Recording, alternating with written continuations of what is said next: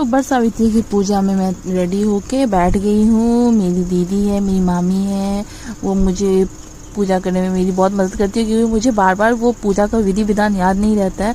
ये मुझे याद रखना चाहिए, इसलिए मैंने ये वीडियो बनाया था कि अगर मैं कहीं अकेले रहूँ, क्योंकि अभी मैं प्रेग्नेंट थी इस टाइम में, इसलिए मैं अपने मायके में थी और मुझे जहाँ अकेले रहना पड़ेगा वहाँ पर मुझे विधि याद रहे उसकी, इसलिए मैंने इसे रिकॉर्ड किया है ताकि मैं उसको देख सकूं और उसी हिसाब से पूजा कर सकूं।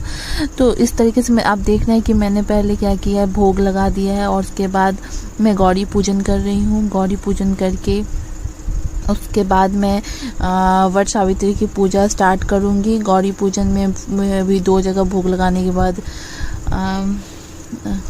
फूल वूल चढ़ा के और उसके बाद कथा सुनने की तैयारी की जाती है। मैं इसी में बिज़ी हूँ। उसके बाद अगरबत्ती दिखाया मैंने। अब जान सकते हैं क्योंकि ओवर वॉइस करने में कितनी परेशानी होती है, वही मुझे भी हो रही है, क्योंकि क्या क्या एग्जैक्टली मुझे याद नहीं है कि मुझे कैसे कैसे पूजा मैंने किया था।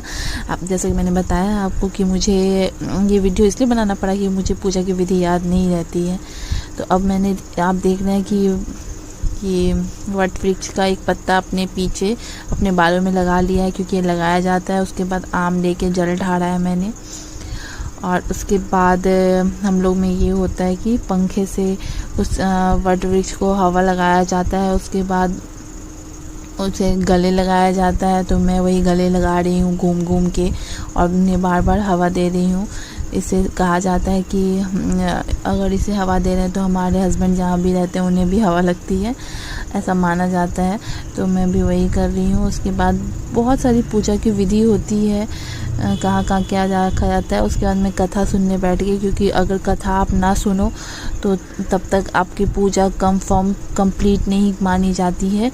इसलिए हमें कोई भी पूजा करने के दौरान कथा सुनना ही पड़ता है। तो ये मेरे पंडित जी मेरे भाई बने हैं और ये यूट्यूब पे या गूगल पे सर्च कर रहा है कथा क्या होता है। ये सर्च करने के बाद ही हम लोगों को पूजा करवाएगा।